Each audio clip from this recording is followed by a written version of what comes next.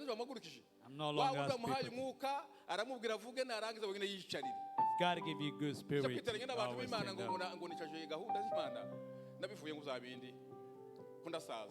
I'm getting old. We are going to welcome our speaker. Please, I want to ask if you may be able to stand up so we can welcome our pastor. Please clap to the Lord. Please clap to the Lord. Let's go down. Let's go down.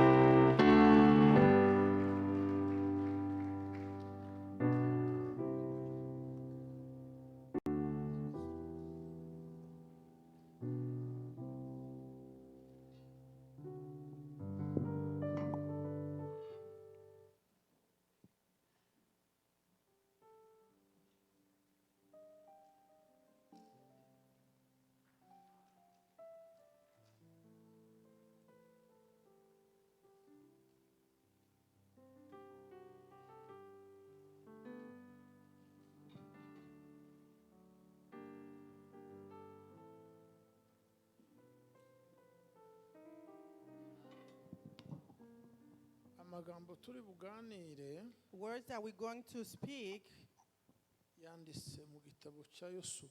are in Joshua. Ndabanza nsaba umuntu umwe imbabazi wambajije aho nsoma ndamuyobya ku ivensi. I'm going to say I'm sorry to the person that asked me where to read, when I'm going to read, and I didn't Ni Yosuwa remember. igice cya mbere It's Joshua chapter 1, umurongo wa 8 verse 8 turasoma n'uwa 9. and 9. Mwumva uko Bibiliya ivuze nuku. This is how the Bible says. Ibiri muri iki gitabo cy'amategeko ntukarorere kubihamisha akanwa kawe, ahubwo ujye ubitekereza ku manywa na nijoro, kugira ngo ubone uko ukurikiza ibyanditswemo byose, niho uzahirwa mu nzira zawe ukabashishwa byose. Mbese ubigute nuko komera ushikame, ntutinye kandi ntukuke umutima, kuko Uwiteka Imana yawe iri kumwe nawe aho uzajya hose. Study this book of instruction continually. Meditate on it day and night, so you will be sure to obey everything written in it. Only then will you prosper and success in all you do. This is my command. Be strong and courageous. Do not be afraid or discouraged, for the Lord your God is with you wherever you go. Amen.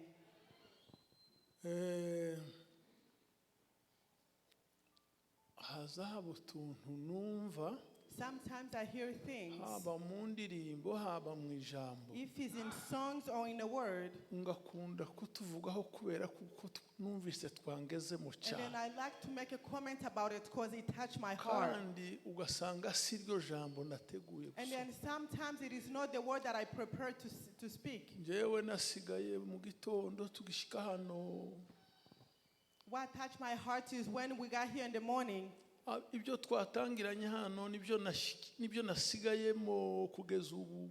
what we started with, that's where I continue with thinking about until right now.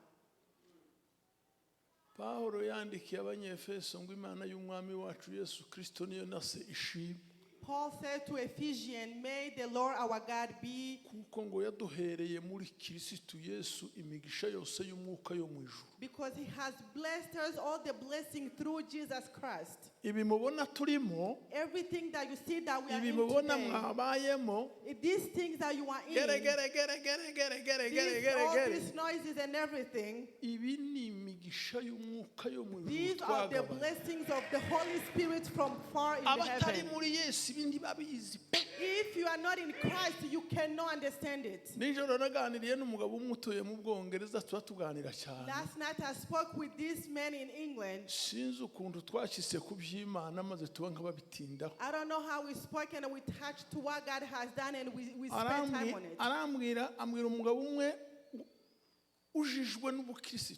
And then he told me about this man who is confused about Arambwira Christianity. ngo umuntu umwe ngo yavugije impundu And he said one person yanezerewe. shouted when they were so happy. uwo mugabo ngo aravuga ngo ariko yemeye ngo n'umwana w'umukobwa azi kuvuza induru. And then the man said, this young lady can shout. kandi ngo abivuga yagaye yababaye. And that man was not happy about what the ariko young umwana lady was w'umukobwa doing. ngo arayizi induru And then he kurivuza. said, oh, you know how to scream. urumva ibintu byakubujije ibyicaro n'abandi ko barabyita induru. Do you see things that cannot make you abakiri can bato go gaburya into induru peace? n'impundu But some ntibihuye. people are not taking value of it. habaho impundu hakaba n'induru. There is a screaming and shouting ibyo for the twita joy. impundu abyita induru. What we call shouting for the Lord, they call it noisy Kubera or iki? screaming. Why? ni imigisha y'umwuka wera Because it twagabaniye is a muri blessing Yesu of the Kristo. Holy Spirit that we receive in Jesus Christ.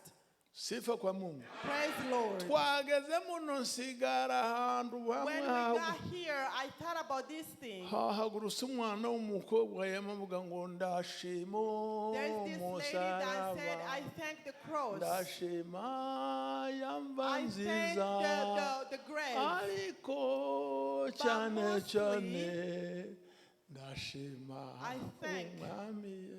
the kandi Lord. ntiyigeze amenya ko ari icyo yakoze. And she didn't even know what she yamya did. mboheraho kuri ndashima yamba But she nziza tied me there to the ndahasigara. cross. And then I stayed imva there. nziza ikurura iby'umusaraba byose The good grave brought ibishyira everything imbere. about the cross and put it in my face. ndanezerwa hariya And then muhaye I was mbona so narindi rejoicing. That's why you nari see me. napfuye pe. I was so joyful.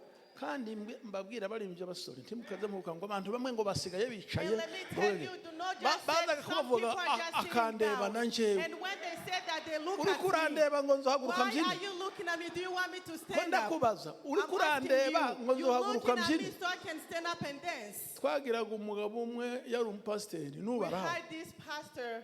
yazaga He's arwara still alive. nk'akarwara k'ubutendezi agasinzira.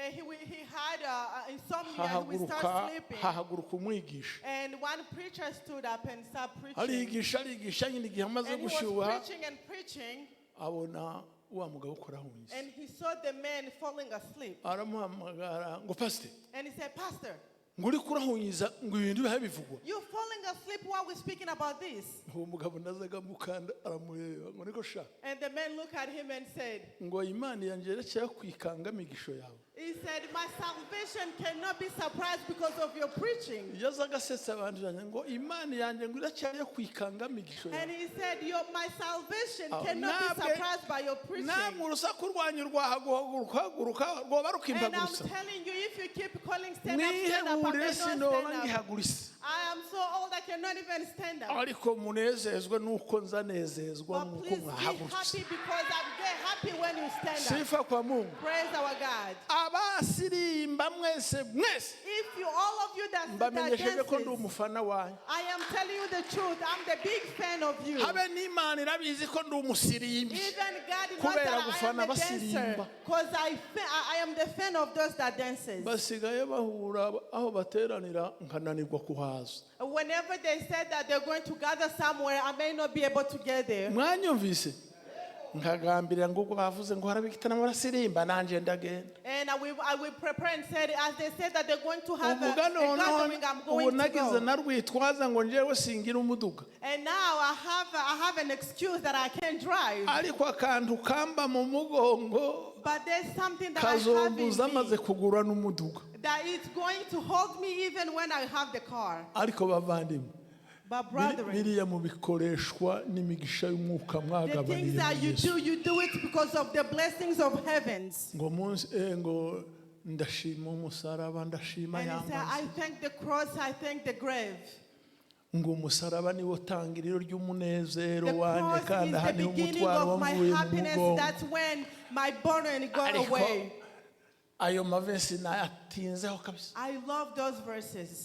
twagiraga undi mupasiteri umwe We had another pastor, umunsi umwe arayobora.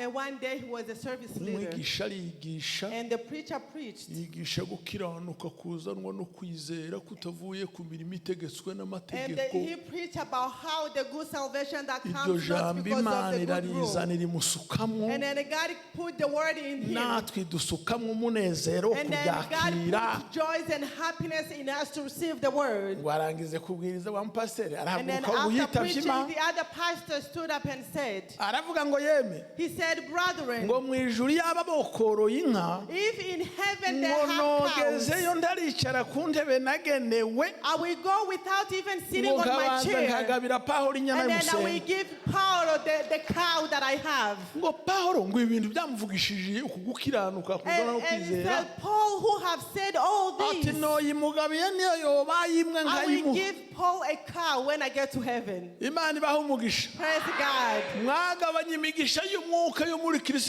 You Yesu. have shared the blessings of Christ Nicyo through Jesus gituma rimwe na Christ. rimwe muzamubyina mugasara abasazi. That's why sometimes you dance and become like crazy Jewe uriya people. mugabo pasiteri Buroha sinari muzi pe. I didn't know Pastor Buroha. I Nazaga didn't know numva him at gusa mu all. marungu kwa Mushabizi. And I just hear when they say Namwe Mushabizi narizi habe Mushabizi's place. I didn't even know who's Mushabiz. ariko umunsi umwe mubona yabyina shabira. But when I saw him dancing around, Ndabaza nti uriya muntu ni. and I said, who is that person? Mukurikiza amasuku agenda. I looked him closely.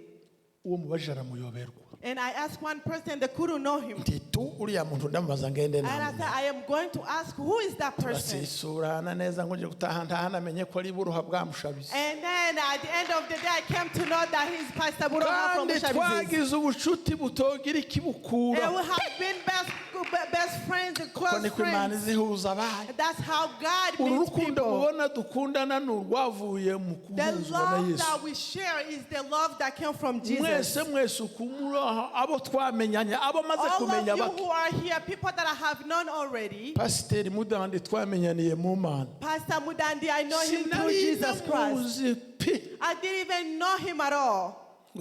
Mu Mana turahura But tutamenye. through Jesus Christ, we met. No tota nseruka kuri umwe. I can mention Ubu each ngubu and maze kugira everyone. inshuti hano muri Amerika zitagira uko zingana. Now I have friends here in America, a lot of them. Duhujwe n'ijambo ry'Imana. We met through the Word Habe of nawe God. niryo ryaduhuje. Even now, it is the Word that Imana make ibahe us umugisha. met. May God bless you. Utwo twari utwanejeje nari nshatse kuvuga. Those Imana were the ibahe things that umugisha. made me happy that I want to share Reka with mbe you. nkuganira kuri iri jambo mvuye gusoma. Let's speak about the word that we just read. Kuva umunsi tumenya kuko dufite igiterane Since the day that we knew that we have this conference, twamenye ko hazasengerwa abadiyakoni. we knew that they're going to ordain deacons. Kandi mu itorero rya mbere iyo ni itsinda ry'abantu benshi ryasengewe bwa mbere. And in the first church, those are the first group Byakozwe that get ordained. n'intumwa ibice bitandatu. That get ordained with a lot of prophets. Itsinda ryasengewe umunsi wa mbere. That's the first group that get ordained. Hari akantu kamwe mbabwira. There's one thing that I'm going to tell you. Tujya tugenda twebwe ngo twatoye abadiyakoni. We will go and say we have chosen deacons. Twatoye mwarimu. We have chosen our Twatoye elders. pasiteri. We have chosen a pastor. Birimwe bamwe bagakoresha ikura. And Ikura ni iki ngamufasha. Bagakoresha ikura.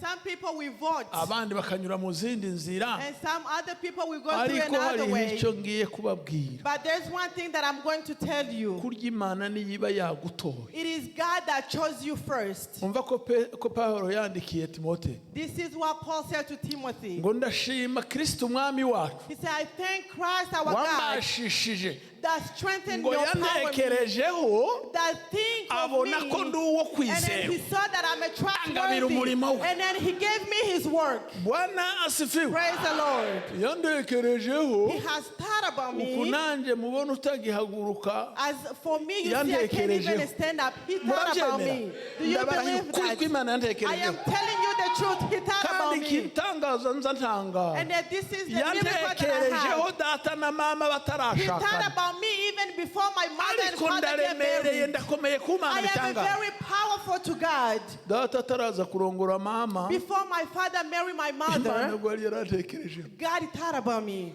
Irandeba ibona ndi uwo And then kwizera. he saw me and saw me as a trustworthy. Ingabira umurimo And wawe. then he gave me his work. Uwo murimo wayo ni And uw'ivugabutumwa. his work is Tura abantu evangelism. bakagenda bakayoberwa n'icyo bahamagariwe. And people will go on without knowing what they've been called for.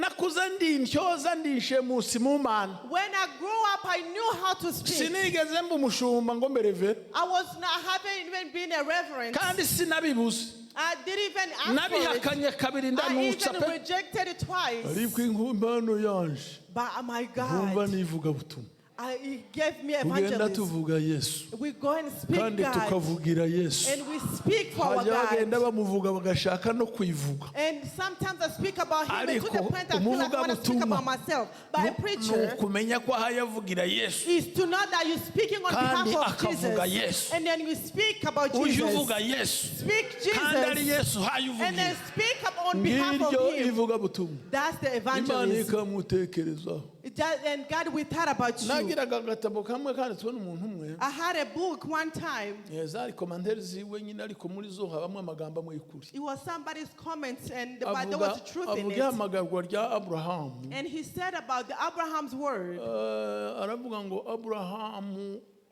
yabaga muri Uru y'Ubukaludaya He said Abraham was in Ur in ise Chaldea, yitwaga Tera and his father was Terry.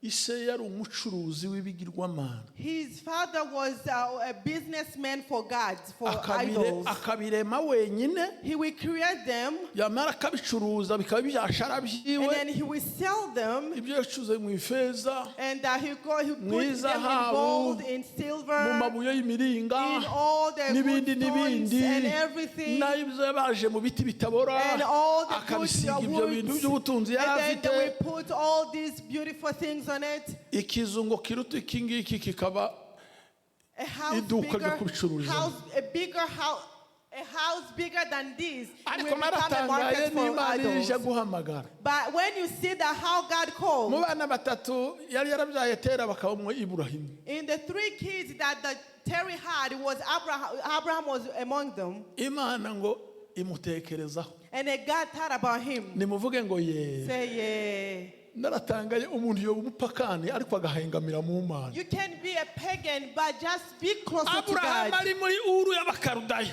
Abraham in his ise ari father's umucuruzi land, w'ibigirwamana when his father was selling the Imana ngo idols, ikamureba and ikamutekerezaho God look at him and think about him. igasanga Aburahamu ahengamiye mu And then Mana he saw that Abraham has kandi somehow igiti iyo God in it. gihengamiye niyo kiza kigwa kishe And as I said, however the tree ngo is, ajya that's where kugira the tree amahirwe will umunsi fall. se umunsi umwe se ngo aramubwira turasigara ungurishiriza ibyasharasha And then one day his father said, you're going to sell my ati market for me. mfite akazi sincuruza mu iduka ryanje no I have something to do. I'm not going to be in the store. You have wankorera to uwo do it for murimo me.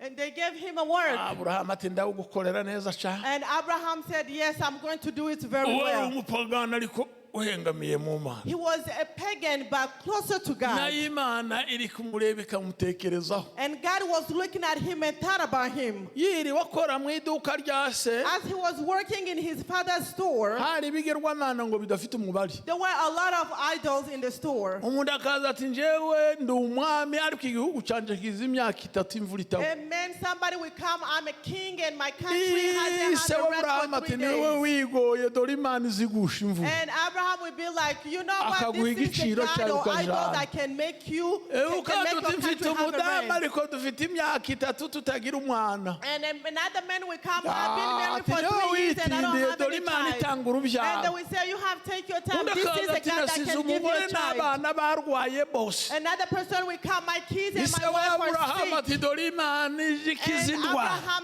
ariko Abraham's dad uwo will say, mugabo this yari is the God that umubeshi can ntiyaza ko heal. yari I n'umunyakinyoma am telling you, that man was a Bibiliya avuga liar. gusa ngo Imana gusa The Bible niyo says, yitwa Jehova Rafa the Imana only ikiza indwara Jehovah Rapha, the God that nawe heals. arababwira ngo afite Imana zikiza indwara And he said, I have God that can ngo heal. yaraziremye mwingana n'umusozi He have created them very big. izindi zingana n'abantu zikanda zirutana nk'uko And some others will have different sizes. nuko rero Aburahamu amaze kumuha amabwiriza ngo asigara agurisha And Abraham listened to his father. He was selling in the store. kuko agiriye ahengamiye Because he has a place where Muvuge ngo he is. ye. Say kuko yeah. agiriye ahengamiye Because he's hiding in God. nanjye ndirirwa ngurisha izi Imana za data And he said, am I going to sell these idols? aragiye ngo azanye inyundo He went and bring a hammer arengeye muri za mana zase and just start banging all of them. arazikubitagura And zose hit kubitagura all of zirameneka them. zose He hated all of them and they were broken. ngo asiga ya yindi imwe iruta izindi And ubundi he left the bigger one bigger than all of them. umugabo uhengamiye ku Mana A God that is very closer to God. tucyamba n'abatayizi bose bakayihengamiraho And I wish all of them can go and be closer to God. ise ngo aratashye And then his ngo father came yikubite home. mu iduka ati nimuze murebe ishyano ryambaye When he went to the store and he said, what happened here? bati niki And they said, what is happening? ya imana zanje uku ni gute And he said, my idols, what happened? aturambwira amakuru yazo niwe nazisigiye And he said, you were in charge. You're going to tell me aburahamu what ati happened. papa And ndayakubwira Abraham nayabonaga said, yose igihe Father, yabaye I saw what happened. I saw everything. aho byagenze bite And the father said, what happened? ati buriya wamaze And he kugenda said, just the moment you left, ati iyi Imana ikomeye irusha this izindi bigger amaboko God, bigger than all of iyo uzi them, utubwira ngo wowe icokoza yorimbura the isi one that you said, if you touch it, the earth is going to ati be mbona end. izanye ihama yayo sinzi iyo I yayikuye saw him bringing a hammer. ati yirara mu Mana bagenzi And I bayirabamara saw him going among all these idols and ati hit maze all of kuzimara them. zose And then after hitting all of ati niko them, gusigara iganga that's yariya how kuya you nawe see him wayibona standing in all of them. muzi igisubizo isa yamusubije Do you know what the father said? ise ngo aramubwira ati aburahamu umwana wanje uzokora ishyano And the father said, Abraham, my son, ikintu kitabona a thing that cannot ikintu see, kitumva a thing that cannot hear, ikintu kidahaguruka a thing that cannot ikintu even kitagira move, ubwenge a thing that does not nicyo have cyiraye mu knowledge. zindi He kirazimara came and killed and destroyed all sifa kwa Mungu of them. Hallelujah. aburahamu ati papa And Abraham said, uku nawe Father, urabizi ko zitabona do you really know that they Ukuzi ko cannot see? zitagira ubwenge? Do you know that they Uzi don't ko have zitazazumva? knowledge? Do you know that they can't Ukazigurira hear? abantu ngo bajye And then you kuzisenga. saw you bring the legs that they imana can't even walk. ibimwumvise nk'ejo And God heard him like iramuhamagara yesterday. kuri 12 And then mu God called itangiriro him in on 12. yaramubwiye ngo nkorere ibintu bitatu And then he said, do 3 things njyewe for me. nzagukorera I bitandatu am going to do 6 for you. iramubwira ngo wewe va mu gihugu And cyawe he said, left your country, leave your iki si country. igihugu cyo guturwamo Because kive this is not a country for you to live numara in. uve mu bwoko bwawe And then leave your nation. usige n'umuryango wa so And then leave your father's ibyo bitatu family. nubikora If you do those 3 Nzagukorera things, I am bitandatu. going to do 6 for ijambo rya you. mbere nzaguhindura ubwoko I am bukomeye going to make you a great nation. irya kabiri nzaguha And umugisha second, I'm going to bless you. irya gatatu nzogeza izina ryawe uba A umugisha third thing, I'm irya going to kane make your name nzaha greater. umugisha bakwifuriza And umugisha then a fourth, I'm going to bless irya those that blesses gatanu you. uzakuvuma nzamuvuma And then number 6, I'm irya going to curse gatandatu the mu one that rubyaro curses you. rwawe And number sifa kwa 6, Mungu aserutse kuri Yesu And mu then rubyaro rwawe it said through Mu your rubyaro rwawe. listen, through your nimwe kids. amahanga yose azahera That's where all the nations are going to be saved. hano muhamagaro yewe izija kuduhamagara ikareba aho duhengamiye When he calls us, he see where you are. murabizi Do you know that? ndabarahizi ijya kuduhamagara I am ikabanza telling akareba iyo you, before duhomba he calls you, he know your side. abadahengamiye mu by'Imana tuzatumara kubatora pi If you are not sided with God, after Usanga ko- choosing you is ugasanga ko nothing. turihaniza rero And you will find us keep saying, azaba umugabo w'umugore umwe and he said there was a man, umuntu utanywa vino nyinshi and who does not drink. ingeya yo twarayibahanguriye ngo muyinywe nuko tukabaha rero amabwiriza And then we give them rules and akama regulations. bananira ku mugoroba And then they won't even do kuko anything. bahamagawe badahengamiye kuma Because by those that have been called on mwese sided of nimuhengeke God, amajosi mwese muhengeke just do amajosi your neck like this, muhengamire please. ku Mana If you are on the side izaza of the Lord, ibakuramo abakozi He is bazakora going uko to make ishaka you greater. sifa kwa Mungu Hallelujah. nabyo bizabashoboza twabisomye ngibi This is what we read. ibiri muri iki gitabo What is in Nimuvuge this ngo book? iyi. Say this. mwikirize cyane ibiri muri iki gitabo Whatever it is in this book, ko muruva mwabagabo mwe ibiri muri iki gitabo whatever is in this book, ntukareke kubihamirisha akanwa kawe do not stop confessing with your mouth. ahubwo But uje ubitekereza ku manywa na Think nijoro about it days and nights. kugira ngo ubone uko usohoza ibyanditswemo So byose you can be able to fulfill all numara the written. kubisohoza And then after fulfill it, uzahirwa you're going to be blessed. uzabashishwa You're mu going byo to be uzakora prosperous and nimwikize blessed in ngo everything amen that you go. Say amen. nimumara kubisogongera mukabirya neza If you understand it and eat very well, uzabashishwa mu byo uzakora byose you're going to be enabled in everything tibatugere that you neza do. abasengerwa badiyakoni simbaye mbabona aho bari bo ntunga gato I don't see our deacons. Bari hagati.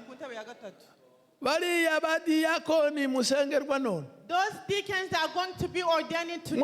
murashaka ikizabashoboza gukora ubudiyakoni Do you know what is going to be to Ibiri enable muri you? iki gitabo. It is what is in this Bible. ntukarorere kubihamirisha akanwa Do kawe not stop confessing them with your mouth. uze ubitekereza ku manywa na nijoro Think about it days and nights. sefa kwa Mungu Praise our God. ariko muzi ijambo ry'Imana imbaraga rigira Do you know how powerful the Word of God is? kandi nkunda abantu barisoma And I love people that read twagiraga the Word of God. umupasiteri umwe yitwaga Semagagara We had this man called yari inshuti yanjye Semagagara. kandi namukundiraga kuko yambwiye uburyo aza asoma bibiliya He was my best friend simply because he taught me how he reads the yazaga agenda Bible. akagura bibiliya yiwe He will go and buy the Bible. ntimuruzi ko iyanje ari nshya Do you see that uku my Bible is new? nayizanye ejo mva muri afurika I bought it yesterday. It mfite came n'izindi yesterday from zine iruhande Africa. rwayo I have nza I ndeba have a nkabona lot imwe of them. ntiyondosha But I kuyisoma will see, na I iyo can't even mfite have yindi one nayo Bible. ni nshya And the Bible, Mfite the Bible that I ikirundi have, it is new. I have mfite another new one. igiswahili nshya And then I have mfite rwa another one. rundi runtu umuntu aza yikorera ukaba wucika ijosi And I have the big one. If nuko you carry it, you uwo may be mugabo broken neck. icyanejeje ciwe ni iki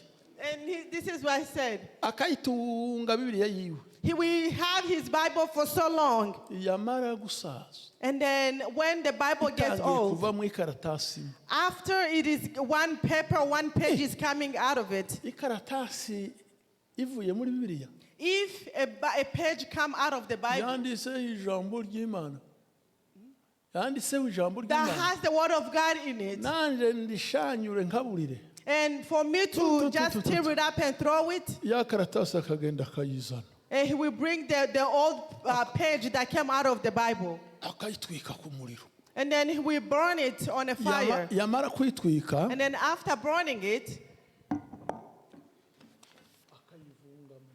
and then he will smash it, and then it will come like a sand, like ash. And after coming like ash, and it will bring a salt, and then put salt, and then after putting salt, and then he will put in his mouth. atigenda yewe bibiliya yanje And then he naragutunze said, "Go, my Bible, I igisigaye have reka told you." uhekere mu nda And yanje now go in my stomach and send my bavandimwe belly. munyitabe bavandimwe And murashaka ikizatuma mukora imirimo mushinzwe do you neza know what can enable you to do the work of God? bavuze ya gatatu murashaka izatuma mushobozwa Do you know what will enable you to do the work of ibiri God? muri iki gitabo Whatever cy'amategeko it is in this Bible, ibiri muri bibiri whatever it is in the Bible, kareke kubihamirisha akanwa kawe do not stop confessing ujye it with your mouth. ubitekereza ku manywa na Think nijoro. about it days and nights. imana ntizareka kuguhamagara niba ubihengamiyemo God will never stop calling you if you are Kandi sided wama- with Him. mureke mbabwire kantu gato ni kubuhamya Let me tell you one testimony. jewe natangiye kuvuga ubuhamya muri 80 I started saying my testimony in muri 1980s. 80 yuzuye In 1980s, nari maze kuba umugabo nsigaye mpaguruka mu giterane kirenga nkiriya I was a man enough to stand up in a big ntitwagiraga na conference. za mikoro twazaga tuvuga tukavunika We ukenda didn't gusa even have microphones. We would just speak louder enough. ni muri 77 kugeza muri 80 It's around 1977 and 1980s. muri 80 In 1980s, nari maze kuba umuvugabutumwa utota hatavuze mu giterane I kivuga was a great evangelist who will not go home without speaking in a big conference. ikize gituma nshigikirira ijambo rivuga ngo yabanje kuntekereza This is why I always confess this word that said, He thought about me first. 84 And in 1984, aho twari tuye hariya iwacu mu Minembwe where we used to live in Minembwe, habaga akabuga k'indege gatoya kajana gaziga za Petit Porte. there was a small airport there. Hakaza abasore babiri b'Abanyamerika bavuye ino kutamenya ubwenge icyo gihe ngo mbe nasigaranye inamba zabo none barahaba nibo bayi bato. And there was 2 Americans who will come to my place, and with me without knowing that I'm gonna come in America. I didn't even get their numbers. Uwo mwaka nabwo baraje bakoze uko bakoraga batugiriye seminaire. They came and have a seminar. Ariko iyo seminaire bankoresheje nimbona umwanya ikindi gihe nanje nzayikoresha. That seminary that I received, I'm ijambo going, if I ry'Imana have time, I am going to ubutumwa have bwiza. that seminary with you. The word of God, they tell me I'm going to teach you Ku too. cyumweru basezereye abantu. And on Sunday, they say goodbye to people. Twari iyo seminari icyumweru cyose. We did that seminary for the whole week. Ku wa mbere turabaherekeje. And then we say goodbye to No them ku on kibuga Sunday. cy'indege. And to the airport. Twari abantu benshi. It was a lot of us. Twari abantu benshi. It was a lot of us. Twarimo abantu bafite isura idasa n'iyacu. We had other people that does not look like us. N'abatarazanywe n'inyigisho gusa bazanywe no kubareba. And we had some other people who did not come because of the teaching, but to watch them. It was a lot of people. Nuko rero indege barayakisha. And then the plane went. Natwe duhagaze ku nkombe y'ikibuga And we cy'indege. were just there by the airplane, the airport. Duhagaze As we're standing, tubona umwe akwisa umuryango w'indege. and I saw one Arakinguye. and opened the door. Arasohose nyine ahagaze mu muryango. And then went outside and stand by the door. Agize ati. And then he did this. Aragobeje. And he did this. Umwe akitunga atase njyewe. And one of us would say, me? Twese tugize kwa kundi. All of us were saying, me? Icyo gihe nari ndi umudiyakoni. I was a deacon that time. Kamana nibwira ngo se uriya sarampamagara je umudiyakoni. And I was thinking, is he calling me? I am a deacon. None agiye namenye se ahubwo. Did he even know my name? Naho Imana iri mu kuntekerezaho. But I know God was thinking about me. Nimumvugire ngo ye. Say yeah. Naho Imana iri mu kuntekerezaho. And I know God was thinking about me. Ukuri nidushaka twe kugutekerezaho. I am telling you the truth, even if we don't think about you. But God, it is thinking about you. Ngo antunge ati ndese njyewe. And he was doing this. Ngwino. And I said, me, and he said, yes, come. Ndakataje nja mu kibuga. And then I went to the airplane. Kirimo umuyaga kwirahunga sinoba nuko mbabwiye. The wind was a lot. Yaramaze kumenya igiswahili gikeya rero yari yarajakiza icyo gike. He knew a little bit of Swahili. Ati Imana ikuntumyeho. And he said, God has sent me to you. Nti? I said, Ati Imana I ikuntumyeho. said, God has sent me to you. Aho yananiye kugutuma umwanya ukihari none umaze kwinjira indege. And he said, what did God tell you when you were still here? Now you are in the airplane. What do you want to say? Tegera nkubwire uko Imana. And he said, listen to me. I'm going to tell you what God said. Ati Imana irambwiye ngo nkubwire ngo God is kubonye telling mu me to imbaraga tell zo you that kuyikorera. he sees power in you to work for him or to serve Nimonyumve him. neza imubwira ngo iki? What did God Ngo tell him? ambwire ngo ikubonye mu Tell imbaraga zo him that kuyikorera. I have seen power in you to serve him. None haguruka ugende. And he said, now stand up and go.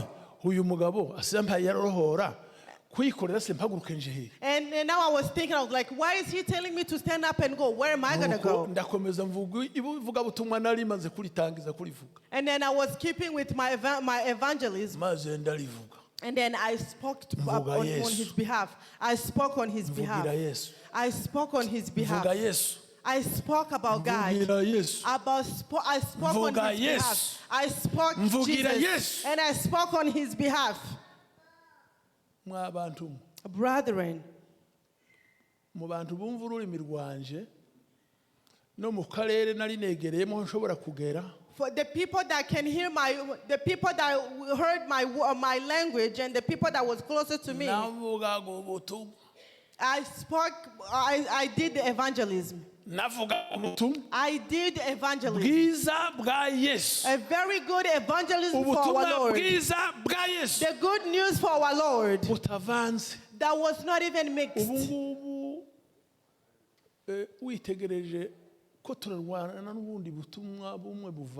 Nowadays, if you see, we have another news or another salvation that we've been talking about. You will find an evangelist, ariko ngo ntiyogera kuri uriya muhana but they cannot go in a certain place ngo n'Imana yanze. because God said no to. Mwanyumvise? Did you hear Ngo that? n'Imana yanze. Because God does not want that person to go to that place. Ngira muri umuna wanje niwe muherezi mwa mama. Ayiwe. Ngira muri umuna wanje I have a younger brother. niwe muherezi mwa mama. Is a younger brother in my mother's Yari house. mabungu kuva isi yaremwa ku isi. Muzi mabungu se? Harabaye bayumva mabungu. Umunsi umwe ngeri wabo batuye Kibungo. I went to his house Barantegura muri EPR kuja kuvuga ubutumwa. and they invited me to preach. Uko turabanye mvuza ubutumwa. And then I preached. Ngo nika atunga urutoke hejuru. And then he raised his hand. Baramahagurukije araje. And they made him stand up and he Ati came. jewe ati mbagurukijwe no gushima Imana yantamuruyeho igicu cy'umwijima cyambagaho. I'm going, and he said, I'm going to thank God that has taken me away the darkness that was in my Ati head. nimuruzu uyu muzehe ati niwe mfura mwa mama nanje nkamumuhereza. And he said, as you see this elder here, Ati he's the kandi oldest in my fathers, and I am the youngest. twahoraga mu muhana umwe. We used to live in the same place, but we cannot even see each other. Ati kumwumva avuga ubutumwa ngaha. Now, this is my first time to hear him Ati preaching. kandi ngo Imana niyo yari yaranze ngo sinka. And then God told me not to get closer to him. Ati Imana ntamuruyeho ico gicu cy'umwijima And now that iragahora God ishima. take away the darkness that was on Iyo me, Mana ikidutamurura igicu cy'umwijima iragahora the ishima. God that can take darkness out of you, Mugende hose may be muvuge praised. ubutumwa. Go around and proclaim his Mugende news. hose muvuge ubutumwa. Go around and proclaim his news. Mubwira abarimbuka ko Yesu akiza. And told those that are going to perish that God can heal. Mutahane ijambo ry'Imana. And take the word of God with you. Nimuryakire mutahane ijambo Receive the ry'Imana. word of God. Abadiyakoni bacu munyitabe. Abadiyakoni bacu Our deacons, say yes. muvuge ngo ye. Abadiyakoni bacu Deacons, murashakiza abashobozi b'udiyakoni. do you know what can enable you in your deacons? Ibiri iki mu gitabo. Anything in this word. Ibiri muri iki gitabo. Ariko muza Anything in this mugisoma. book. Do you Muza ever mugisoma. read it? Do you ever read Ibiri it? muri iki gitabo. Anything in this Kuva book. none mugende mubikunde Go ahead and love them ngo muzasohoze ibyanditsemo. and do what is in it. Bibiliya yavuze ngo nimubikora iby'ukuri muzaba bahirwe. The Bible said if you do what is Kandi in ngo this Bible, you're going to be muzabashishwa mu blessed. mirimo mwahawe gukora And you're byose. going to be courageous in everything that you're going to do. Ijambo ry'Imana ribane namwe ku bwa May Yesu. the word of Amen. God be with you in Jesus' name. Amen.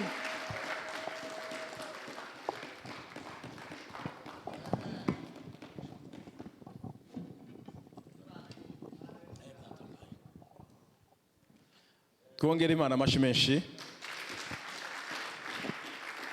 Clap to the Lord. Arakoze pasiteri Thank you, Pastor. aduhaye ikintu cyiza cyane. He just gave a beautiful thing.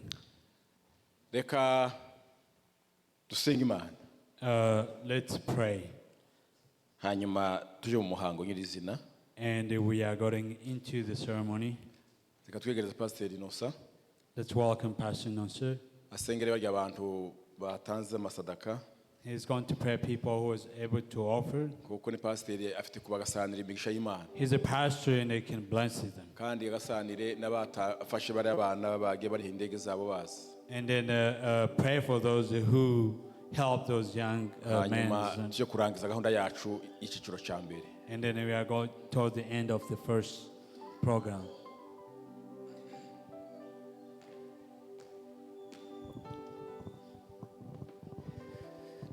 Data twicishe bugufi imbere yawe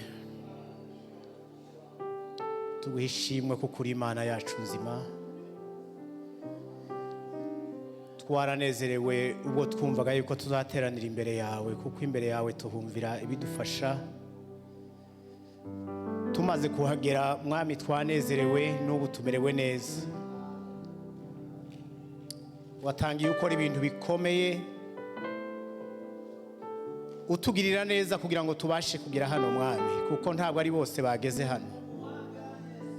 Ni amahirwe kubageze hano kugira ngo babashe kukunezererwa no kukwishimira mwami. Turashima ku mirimo yose yakozwe hano muri iki kibanza uyu munsi wa none. Hano twahumviye indirimbo wadushoboje kuririmba, turabigushimira mwami. Hano twashoboye kubatangira amaturo, ibyo turabigushimira kuko wabidushoboje. Tumaze kumva ijambo ryawe rifashe imitima yacu mwami. Turagushimira ko washoboje kuvuga ubutumwa bwawe nk'uko wabahaye uyu munsi wa none Mana. Icyo dusaba rero ni ukugira ngo uhe umugisha abo bose bemeye bakakwemerera kugira ngo babashe gushitsa ibikorwa byawe, abarambuye amaboko yabo bose kugira ngo batange amaturo, abahagaze hano kuvuga ijambo ryawe, abahagaze hano bakuririmbira, abakoresheje imbaraga zabo nkeya bafite kugira ngo mwami Imana babashe kugira icyo bashitse uyu munsi wa none. Ubaheze umugisha Mana. Ariko kandi biri imbere yacu ni byinshi, nabyo ntabwo twabyishoboza, ariko mwami turasaba gushobozwa nawe. Ndagushimiye kuri kumwe natwe kandi gukomeza kutugirira neza, ni mu izina rya Yesu Kristo mwami wacu, amen. Urakoze. Kuko pastor yabivuze, As the pastor mentioned, twabatumiye mu gikorwa kivugabutumwa, we invite you for evangelism, kandi dufite nyine no gusengera abakozi. and also we are going to blessing other leaders. Dufite gusengera cyangwa se gusenga amavuta abadiakoni We are going to anoint deacons n'abavugabutumwa. and evangelists. Kuko hari umuntu twavuganye I spoke to one person. arambaza ati ngo ese abantu bose bazaba abakozi? He asked me, it's going to be everybody to be a leader Iyo or servant? bose babaye abakozi. Maybe if everybody become the servant. Kuko biratubwira ngo umurima w'Imana ni munini, The Bible tells us the work of God is a wide, n'ibisarurwa ni byinshi, and then the reaps is a lot. ariko ngo abasaruzi ni bakeya cyane. But the reapers are few. Nta munsi n'umwe, Is any one day, nta mwaka n'umwe, any year, kugeza Yesu agarutse, until Jesus came back. iryo jambo muryumve, Listen to the word. nta munsi n'umwe kuva none kugeza Yesu agarutse There's any day start today until Jesus came back. abakozi b'Imana bazagwira.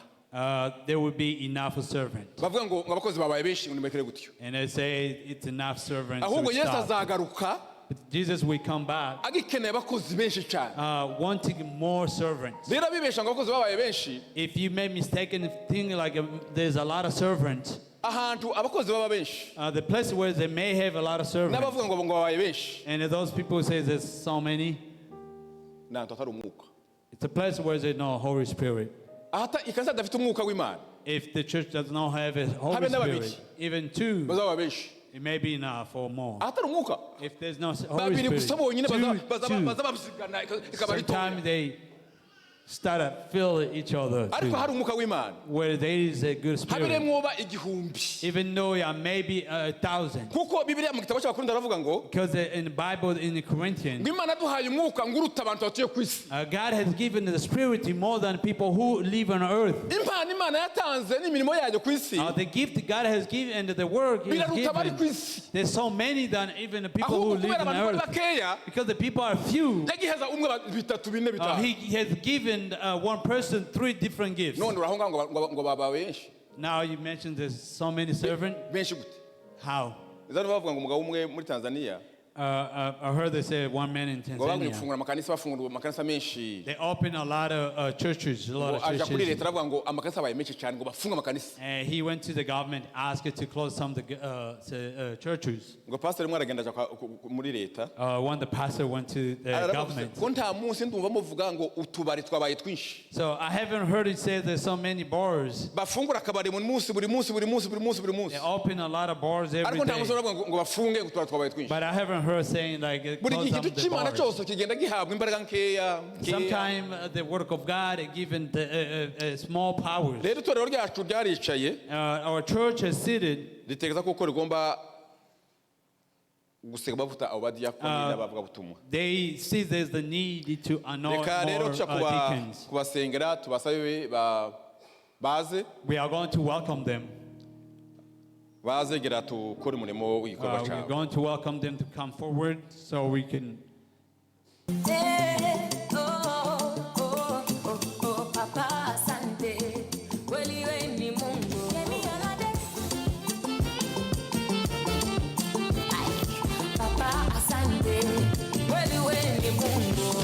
Amashi menshi cyane. Clap to the Lord.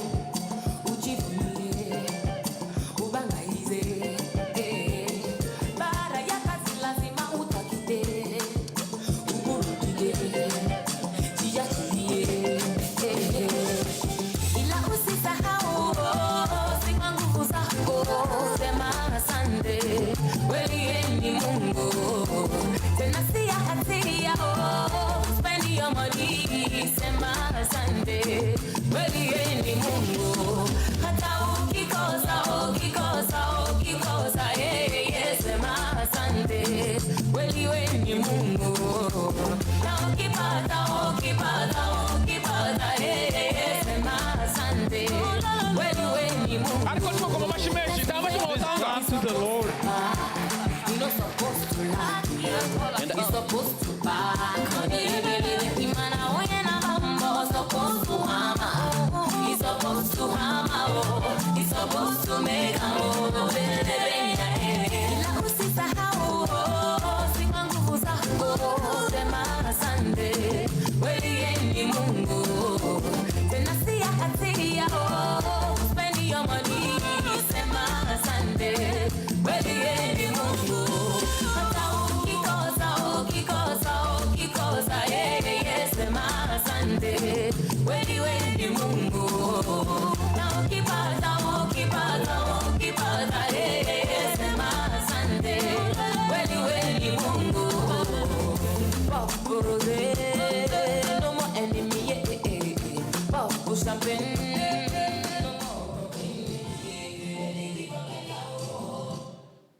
Amashi menshi cyane ku Mana. Clap to the Lord. Aka kantu abana bakoze ni keza. This is a wonderful thing the kids just did. Nkuko twabivuze mu As mwanya we had said, tidusoma amagambo menshi twaraganiriye nabo. we are not going to read a lot. Uyu We spoke munsi ni umunsi with them. wo kubemeza gushira mu murimo w'Imana. This is the last day to fulfill, and I accept and I welcome them in the work of Kandi God. hari amagambo menshi avuga muri Bibiliya. There's so many words in the Bible. Ku mwabonye bahagaze ukubiri, As you may see, they separate. umurimo ni umwe gusa. The work is one, Na shebuja ni umwe, and then the boss is ariko one, imirimo iratandukanye. but the duty are different. Abangaba n'abadiyakoni. These are on left deacons. Bariya nabo n'abavuga butumwa. These are evangelists. Uko nta mashi mwovuza.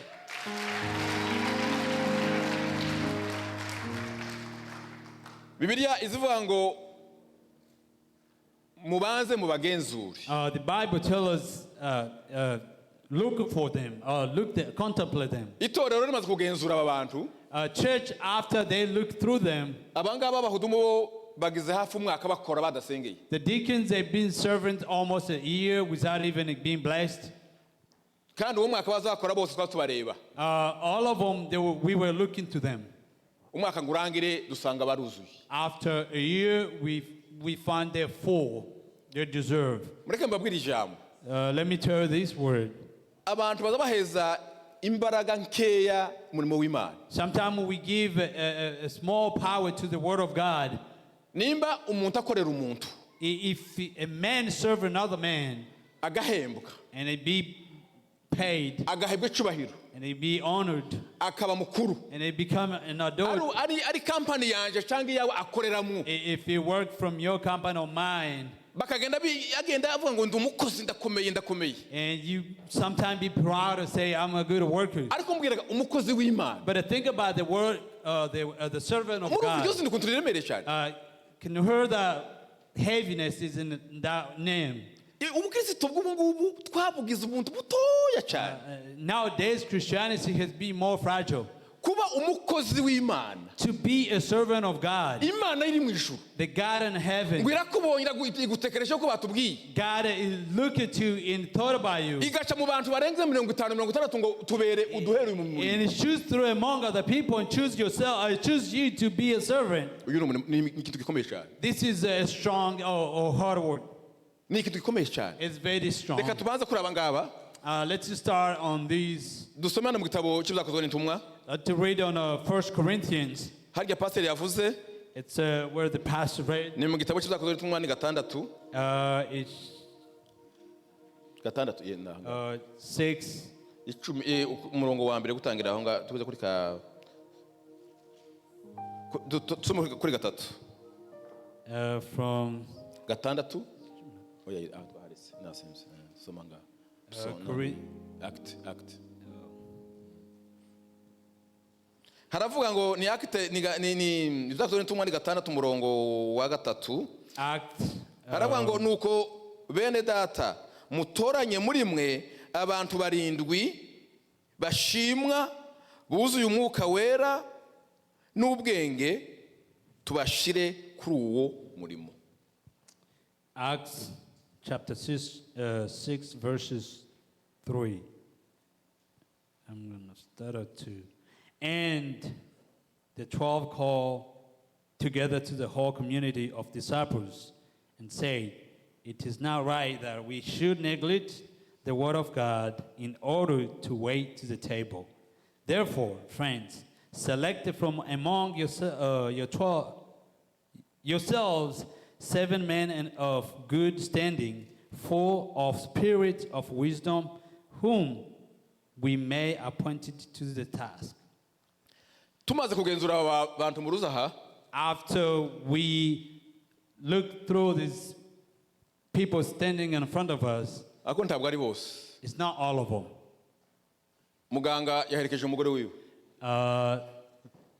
He came with his wife. Vuga neza nawe yaherekeje umugabo wiwe. Vuga, she came with her Rero husband. abadiakere twagenzuye ariko abambere babadushimiye ni umugabo wadushimiye umugore wiwe. The first one, the one who accepted for the wife is the man. Vuga neza nawe niwadushimiye umugabo wiwe. Vuga Navuze also, gute? Muganga adushimiye umugore wiwe. Muganga or nurse accepted the Vuga wife. neza adushimira umugabo wiwe. And also Vuga accepted the husband as Fred ngo well. nta mugore afite hano ariko twabajije abana n'abatati papa ni umuziranenge aruze cyane. His wife is not here now, but we asked the Tumaze children. kubagenzura rero nabwo itoro turabagenzura. And after we look through, and our church ourselves to go through the, Dusanga ibi biri ahangaha barabyujuje. and then we found that what we read right here, they Kuko fulfill this. hari habonetse umuntu mu itorero ukeneye gukora abantu buzuye ubwenge nk'aba ngaba. There is a work in the church, and they need the people with wisdom like them. Umwuka uvugira muri Petero ureba ngo batora abantu barindwi.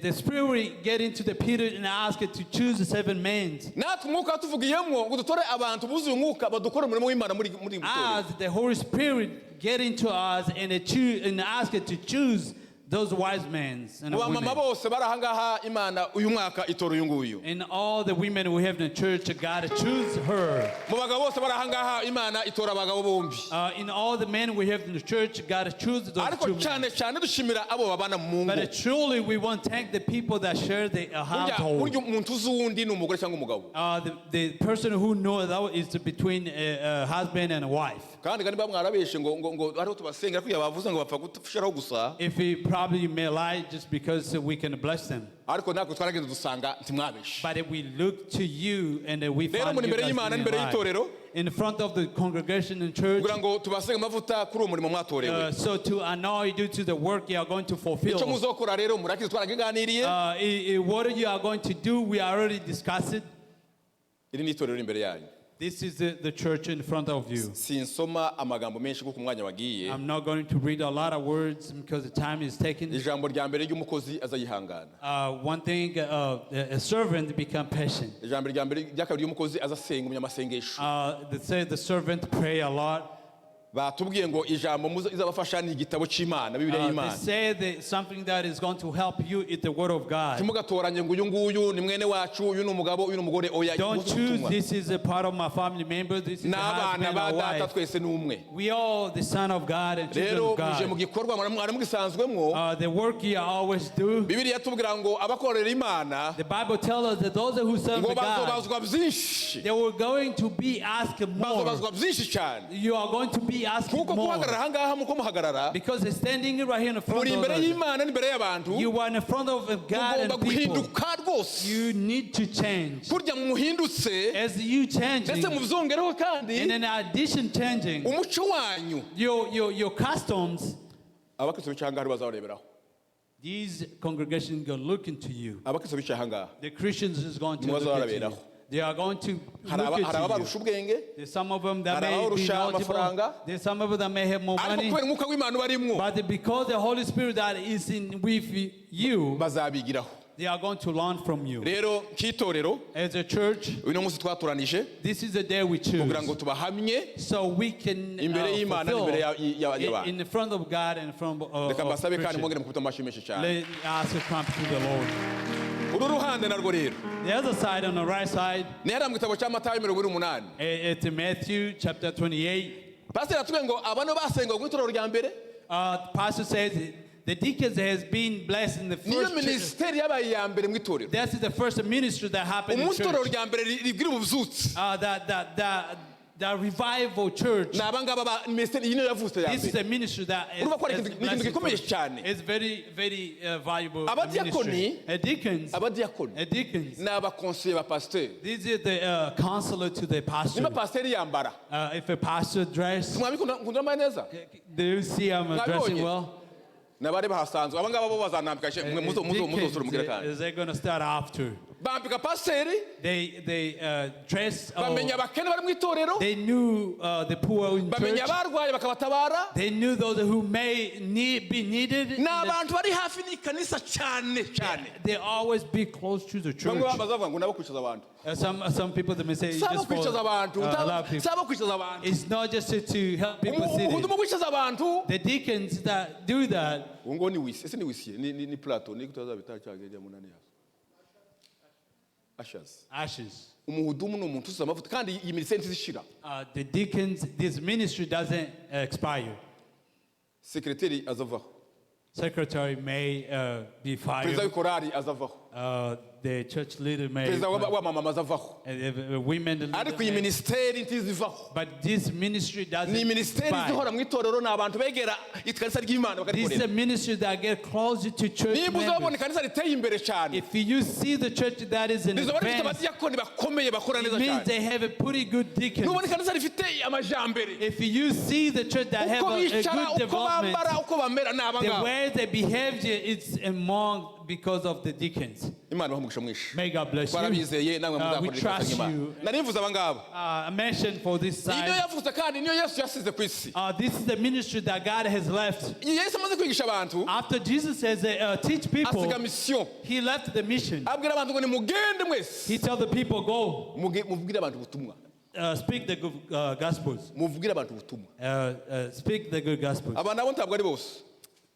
It's not all of them. ariko hano mukaka nawe ni umufasha wongera kwizera The wife, she's the wife also. aba bantu uyu mugabo n'uriya mukobwa The man and the young lady, bambwiye kera ngo akeneye kuba avuga butumwa they want to be evangelists. kera cyane A long time ago. ngo arebe akambwira ati se tuzi tubona ko tuzi Even ask, don't you see us?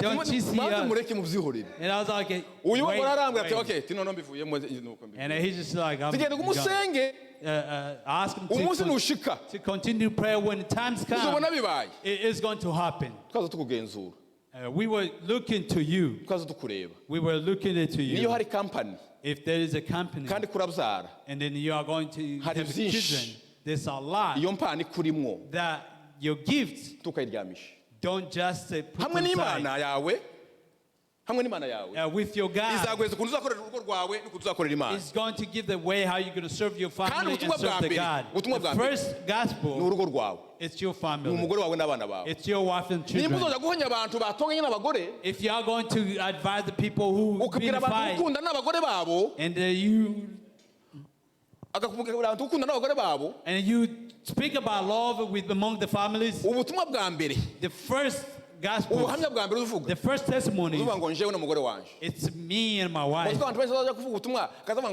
ngo petero yohana If you go do evangelism, you spoke about uzuvuga Peter ngo njewe and n'umugore John, wanje tuzatugira and they gute say, me and my wife, that's how we be tukavuga doing. ibya petero gusa Don't just share the Peters only, uzuvuga n'ibyawe mu wawe and then share with yourself. iyi nkumi nziza muruza ahangaha nayo This young lady right here, yatangiye kera cyane she started a long akiri time. mutoya She rwose was very young. akunda imana cyane She loved God. kandi n'ubwo arayikorera And then she continued to work murebye no for ku ma God. YouTube arakorera imana muramubona She abikora started doing a cyane lot on the YouTube. tumaze kumugenzura rero After we looked to her, tarashaka urasa umwana mutoya she's very young. kandi n'abagabo ntakibazo bumubura She's still single. rero umwana kumukoza akiri mu nzu ya se If a young man or lady that choose to serve the God while she's still home, uriya ni se uriya Fred uriya uri hagati ni se Fred is his parent. ni ukuri tubajije se atubwira ati umwana wanje ndamuhamiriza kuko ari umwana. When we ask dad, and dad says she deserves. natwe rero urumva ubuhamya buvuye mu rugo ntitwabwanga And from the household and the church, we birazamuka accept bija that. muri baraza And it goes through the pastors. baraza irabyemera The pastors accept bija that. muri mu kasa ryose And it goes to the whole Kasa ryose congregation. riremera. And the whole congregation none uyu munsi accepts rero it. ni ukubamurika imana no kubasengera Now it's to show you in God, show you in twabatume rero God. ngo mudufashe kubasengera umugisha w'imana So you've been invited to help us. To welcome. Ntibyoroshe. It's not easy. gukora imana ntibyoroshe Serving God is not hataba easy. imbaraga z'imana But if there's no power of God, it's reka rero so hard. tubasengere Let's pray for them. ndasaba pasiteri muzane ikirago I'm going to ask all the pastors come forward. takira mupfukamaho Please bring the. gira aho ngaho abapasiteri bose muhaguruke All the pastors, please come abungeri forward. bose muve hasi All the mumanuke mwese leaders, mwese mumanuke hariya mupfukame you are going to go down mupfukame mugize urugo in a linear circle. mugize urugo umuntu please. wese w'umukozi w'umupasiteri All the pastors, wese ahaguruke please come forward. iki gikorwa muzunguruke mugire nk'ikizunguruke Try to make a circle. Try to make a circle.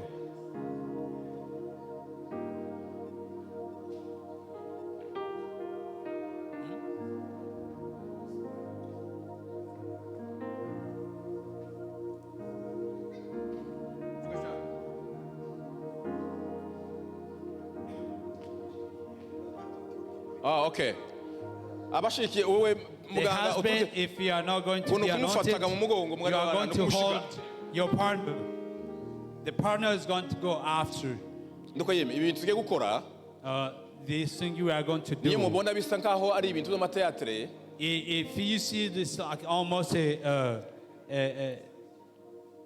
ibi ni ibintu imana yavuze this is what God has said. rero tugomba kuzuza ibyo imana yatubwiye We have to fulfill what God has said. turasaba mama present We are going to ask the women leader, dufatire uyu mwana mu mugongo please touch a young lady. hariya madame ja mu mugongo ngo ndabatware Go to Hundabatwara as well. umwanya w'umugore wiwe On hanyuma behalf of- dusenga imana pasiteri ngaho watuyoboye dusenge mwami imana yacu icyubahiro ni icyawe uhereye none ukageza iteka ryose turambuye ibiganza byacu hejuru y'abavandimwe abo wahamagaye watekereje ukabatoranya mu bandi ukabahereza gukora umurimo wawe natwe tubasengeye mu izina rya Yesu w'i Nazareti ibiganza byawe bibagere hejuru umugisha wawe ubasukwaho ku bwinshi bahaguruke babe intwari zikora umurimo wawe bahaguruke babe intwari zikora umurimo wawe umurimo watangiranye n'itorero rya mbere turawubaha turawukunda turawushyigikiye mwami tugushyigikira wowe wabonye ko babikwiye urakoze ubaha umugisha ubashoboze gukura umurimo wawe bajye bawuhara kuruta ibindi byose bitaho gukora ubuntu bwawe imbaraga z'umwuka wawe pentekoste nziza ibururukire maze bahaguruke babe intwari bakora umurimo wawe kugeza kuri uriya munsi uzagaruka uzasange bahagaze mu murimo wawe ukora neza urakoze mana urakoze mana urakoze urakoze urakoze urakoze turabasengeye tugushima kuko uri kumwe nabo tuzabavurane kuba dufite Yesu umwami n'umukiza wacu uri mu ijuru ubwami bwa data amen ndiyo ndiyo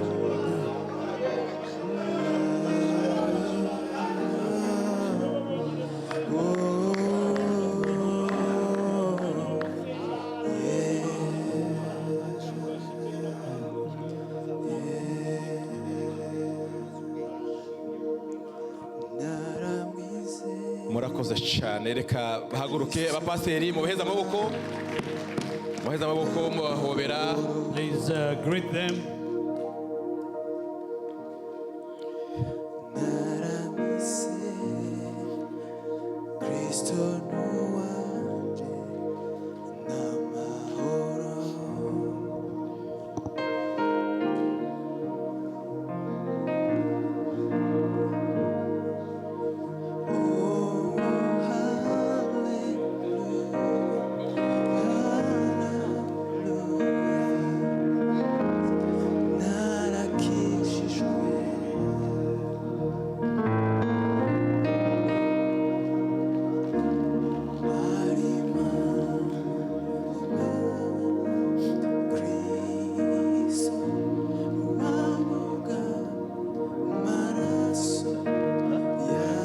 mugaruke hano.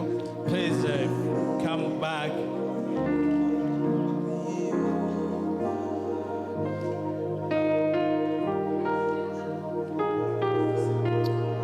Mugaru umwe.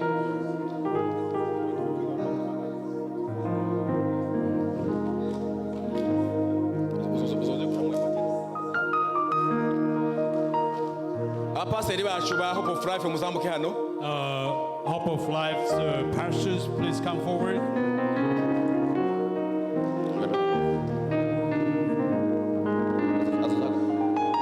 Hagarara aho ngaho. Please remain standing. Hagarara hano. Mwe muhagarara. Rero hano dufite amasertifika. We have a certificate. Ni ikintu cyemeza umuntu ko wabaye umukozi muri iryo torero. This is a witness or truth that you are servant to the church. Rero azahamagara umwe uwahamagaye ahagarara hano batufata ifoto y'urwibutso abapasiteri bose begereye hano. And we are going to call one by one. As we call your name, you come forward. They will be taking pictures with the pastors. Ninde uwo nguwo? Joyeuse Deborah. Yikuremo imuheze. Amashi menshi. Hagarara hano. Yerekane.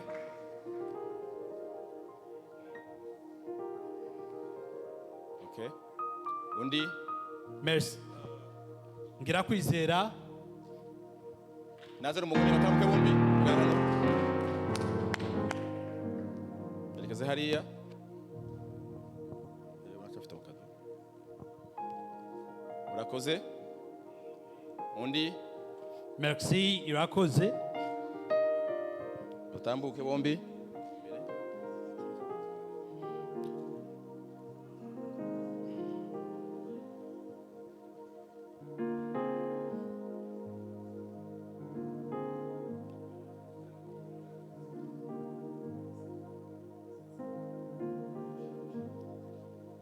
Ifateho nawe ikoreho nawe mama.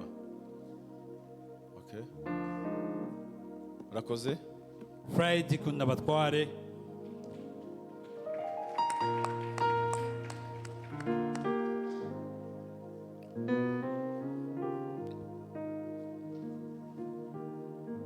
Okay, urakoze mane kumugisha.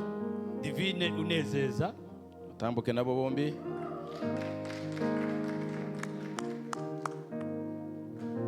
Amashi menshi cyane.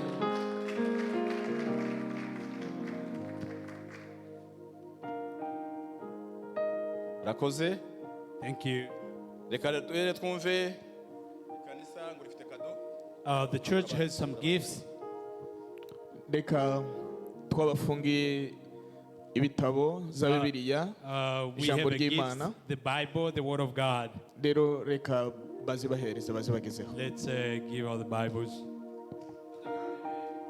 Please come forward for the picture. Okay. Kurya byagenze. Fred, come forward for the pictures.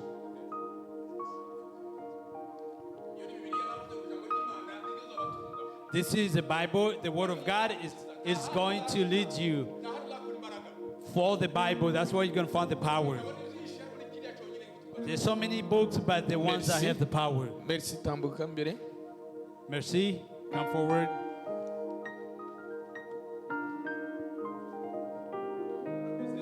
Thank you so much. Sebin, hereza.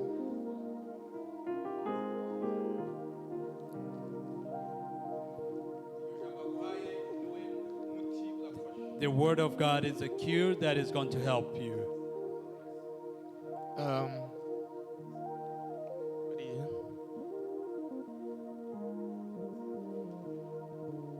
Uzarisome uritekereze ku Read the manywa na read. nijoro Read the word of God.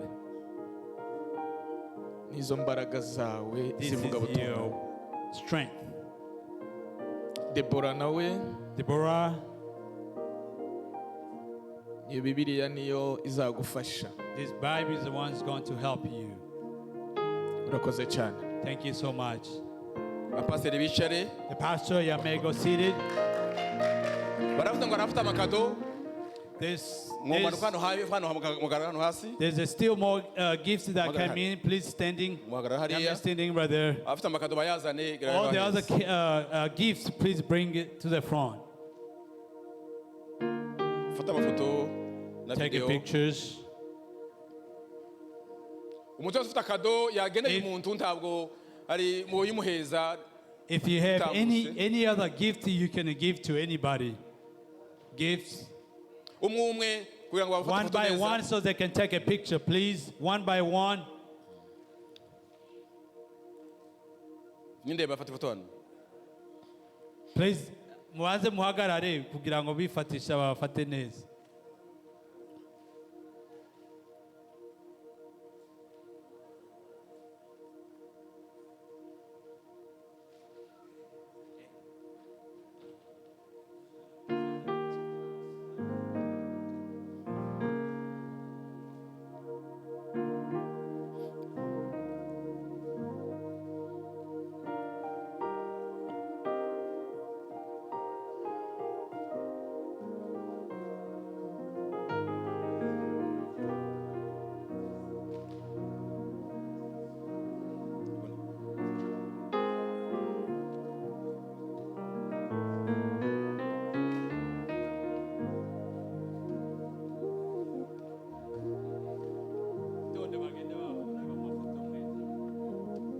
umuntu wese muze mwifuza ko abakozi b'Imana.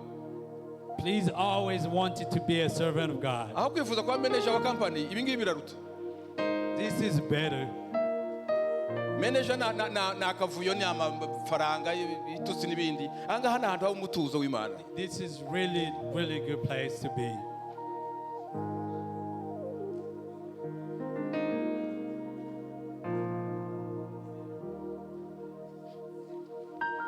Mwitonde babafata amafoto, ukenera kwibona mu ifoto azareka umwe abanza aze abandi basubireyo. Otherwise,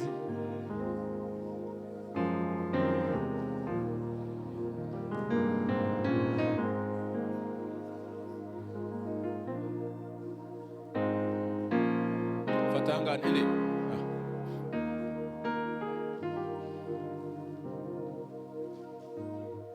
fata Queen na se. Queen and is that her dad?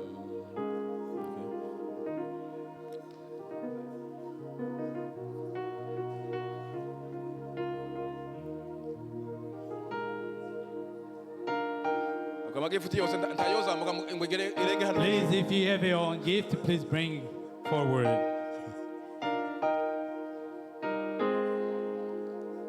gakureho.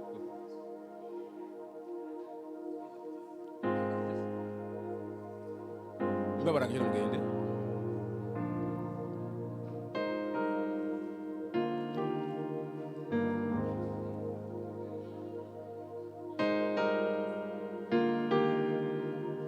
ninde fata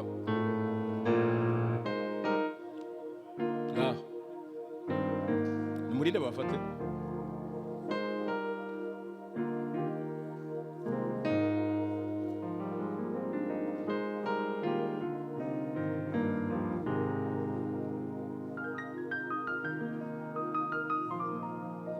Okay. Bamwarangije mwosubira hariya mu bishyaro byanyu n'amashi menshi cyane dushima Please Imana. come to the Lord. Arandashe ariko araza There are more gifts yazanizana. coming. There's still more gifts.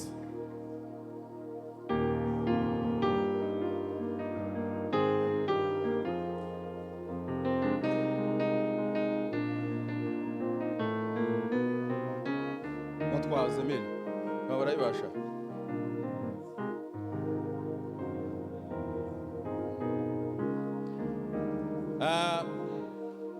turangiza rero As we finished, twegereza umunyamatangazo atubwira ibyo dukurikizaho we are going to welcome for secretary to give announcement kuri gahunda igiye gukurikira. for the next Reka dusabe Pastor program. Joseph atambuke asenge Imana umwanya utambutse, We are going to welcome Pastor Joseph to pray for the pastime hanyuma ufite amatangazo nawe abazamuka. as the secretaries come forward. Reka dusenge dushime Imana kuzo Imana yakoze. Mana data uri mu ijuru, Mana ishobora byose, Mana igira neza, turagushimiye kuba kuri uyu munsi mwiza, umunsi ijambo ryawe rivuga ngo abasaruzi ni bakeya, dusenge kugira ngo abasaruzi nyir'ibisarurwa yohereze abasaruzi mu bisarurwa byiwe. Nuko ijambo ryawe rivuga hariya muri Luka 10 ngo dusabe kugira ngo nyir'ibisarurwa yohereze abasaruzi mu bisaruzi byiwe. None data wera wo mu ijuru, Mana igira neza, tugushimiye ko uyu munsi uri umunsi wuzuye data wera wo mu ijuru, kugira ngo abasaruzi uyu munsi wa none mwa Imana bagaragaye muri notore baheze imbaraga kugira ngo mwa babashe gukora umurimo babahamagariye gukora. Data dusabiye umugisha ukomeye, dusabiye umugisha mwa Imana yacu abateraniye hano, dusabiye umugisha abantu bose baje kuri uyu munsi, kugira ngo Uwiteka mwa Imana yacu bakomeze, kuko ari umunsi udasanzwe, ari umunsi wateguwe igihe kirekire kandi uvugwa na Yesu Kristo. Kuko mwa Imana yacu tugomba gusaba kugira ngo abasaruzi baboneke. Data urakoze data, kuko abo basaruzi bazakora umurimo wawe. Ngawe bana natwe mwa Imana yacu muri gahunda, ndetse tukwerekana n'izindi gahunda zigiye gukurikiraho, izo zose Mana ziyobowe nawe. Urakoze data, tubona ishimwe rikomeye mu mitima yacu, tuzabona uko twavuga. Data ushimwe kandi uhimbazwe mu izina ryawe Yesu, amen. Dukomere Imana amashyi cyane. Let's clap to the Lord.